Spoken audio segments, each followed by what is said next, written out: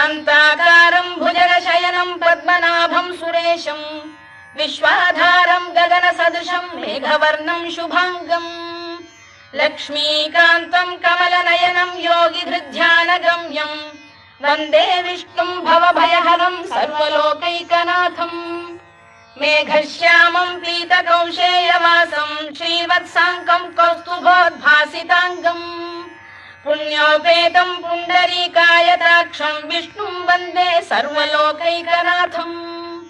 नमः समस्तभूतानामादिभूताय भूभृते